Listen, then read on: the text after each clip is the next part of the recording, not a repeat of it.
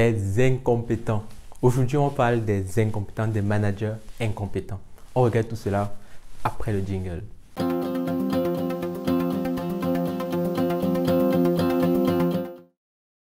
Bonjour à toi et bienvenue sur cette chaîne. Moi, c'est Kevin Toussi, jeune diplômé d'expertise comptable. Sur cette chaîne, on parle de comptabilité et de finance. Il est question en fait de vulgariser les concepts de base de ces deux secteurs, de présenter, de voir ensemble les différents métiers que l'on peut y avoir au travers notamment d'interviews. J'en ai déjà réalisé pas mal. Je te remets ici la playlist vers les différentes interviews que j'ai réalisées. Mais on parle également aussi et surtout de problématiques que les gens peuvent rencontrer lorsqu'ils évoluent dans ces secteurs-là. Et comment on peut y remédier, comment on peut apporter des solutions à ces problématiques. Aujourd'hui, je viens te parler des incompétents comme tu as pu le voir dans le titre et dans l'introduction de cette vidéo. Un manager incompétent, comment est-ce qu'on fait pour l'identifier?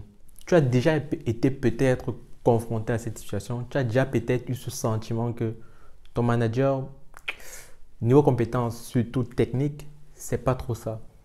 Peut-être là d'autres compétences, on va dire politiques, d'organisation, mais compétences techniques, c'est pas trop le cas et je te demande comment est-ce qu'il fait pour être ton manager. Aujourd'hui, on propose juste quelques caractéristiques clés pour pouvoir reconnaître un manager incompétent. Première caractéristique que je veux mettre en avant, c'est le fait que ce manager sait se vendre. Comme je vous l'ai dit dans une vidéo précédente, l'un des soft skills très importants pour évoluer en entreprise, c'est le savoir se vendre. Il faut être capable de communiquer ce qu'on fait, il faut être capable de mettre en avant ce qu'on fait. Il s'agit d'une compétence, d'un avantage que l'on a pour soi. Mais très souvent, cet avantage que l'on a peut être mal utilisé ou alors peut être utilisé même si derrière il n'y a pas la consistance, même si derrière il n'y a pas le rendu, il n'y a pas les tâches qui sont réellement effectuées, il n'y a pas une compétence. D'où les incompétents qui l'utilisent et qui sont souvent, il faut le dire, très bons dans ce domaine. Savoir se vendre est la clé. Comment cela se manifeste? Un manager incompétent qui sait se vendre communique beaucoup. Il communique sur ce qu'il fait, il échange régulièrement avec l'associé, avec la personne qui prend les décisions. Il est tout simplement omniprésent. Il faut qu'on voit qu'il travaille, il faut qu'on voit quand il travaille et même si possible tard dans la nuit. C'est pour ça que tu verras peut-être des mails qui sont envoyés un peu tard dans la nuit, ainsi de suite. Tout cela contribue, tout cela participe de la communication, de l'effet que l'on a, qu'on laisse lorsqu'on pense à tel ou tel manager. Donc tu as compris, savoir se vendre est important. Que tu sois compétent ou pas, il faut savoir. La deuxième caractéristique d'un manager incompétent est le fait qu'il sait s'entourer de juniors, de personnes moins expérimentées, mais qui sont déterminés, qui sont motivés, qui veulent progresser. Pourquoi est-ce qu'il fait cela? Il fait cela tout simplement parce qu'il sait qu'il va pouvoir s'appuyer sur eux pour pouvoir résoudre pas mal de problèmes qui vont se poser à lui et pour lesquels, comme on l'a dit dès le départ, il est incompétent pour les résoudre. Donc il s'appuie, il exploite entre guillemets cette personne, ce junior, cette personne qui vient d'arriver, qui n'a pas encore peut-être compris les rouages du métier pour pouvoir, mine de rien, toujours pouvoir délivrer. Vu que même s'il est manager, même s'il est incompétent, il faut qu'en face, il puisse délivrer, qu'il puisse produire des résultats. Donc, il s'appuie généralement sur un junior qui est motivé, qui veut apprendre et qui apprend même très rapidement.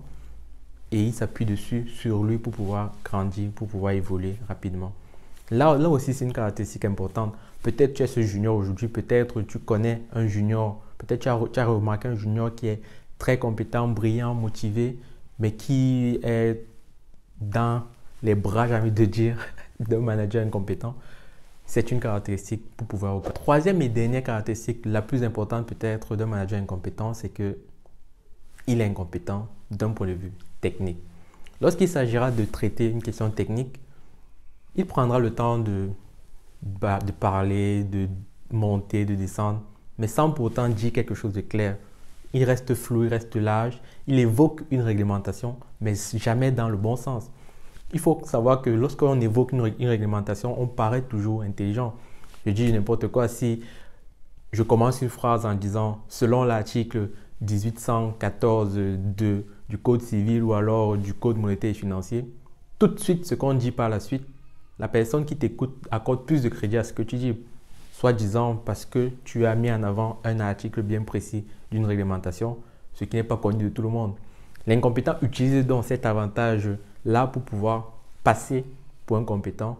Mais lorsque tu creuses, tu te rends bien compte, tu te rends rapidement compte que ce n'est pas le cas.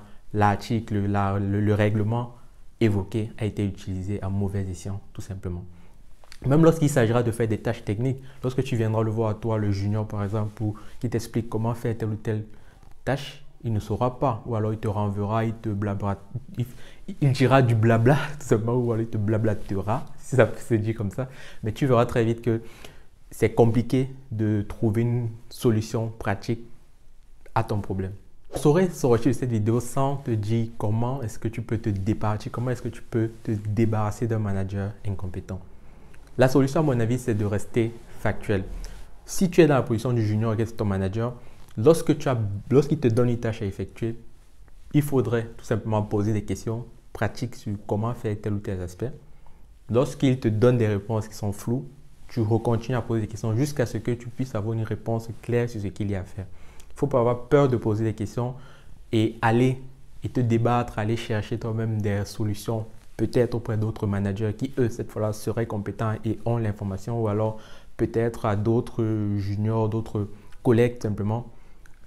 T'efforcer à poser des questions, rester factuel, qu'est-ce que je dois faire, jusqu'à ce que tu puisses obtenir une réponse. Au pire, s'il n'a pas la réponse, le manager incompétent dans le cas d'espèce décidera tout simplement de reprendre la tâche pour lui et toi, tu n'as plus rien à faire. Aussi simple que ça. Dis-moi, toi aussi, si tu as déjà peut-être identifié et remarqué un manager incompétent, est-ce que tu l'as déjà eu sous tes ordres? Comment est-ce que tu as pu gérer la situation? Comment est-ce que cela se manifestait même? Dis-moi tout cela dans les commentaires et je te dis à très vite.